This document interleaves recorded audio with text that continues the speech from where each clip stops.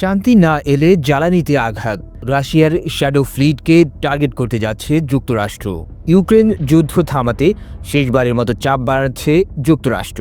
বার্তা স্পষ্ট, শান্তি চুক্তি না হলে রাশিয়ার জ্বালানি খাতে নামবে নতুন নিষেধাজ্ঞার খড়গ। মার্কিন কর্মকর্তারা জানিয়েছেন, যদি রুশ প্রেসিডেন্ট ভ্লাদিমির পুতিন ইউক্রেনের সঙ্গে শান্তি চুক্তিতে সম্মত না হন, তাহলে রাশিয়ার জ্বালানি বাণিজ্যকে সরাসরি লক্ষ্য করে নতুন নিষেধাজ্ঞা আরোপ করা হবে। এবার টার্গেটে রয়েছে রাশিয়ার তথাকথিত শ্যাডো ফ্লিট, তেল পরিবহনে ব্যবহৃত সেই গোপন ও বিকল্প ট্যাঙ্কার বহর, যেগুলো দিয়ে নিষেধাজ্ঞা এড়িয়ে তেল রপ্তানি চালিয়ে যাচ্ছে মস্কো।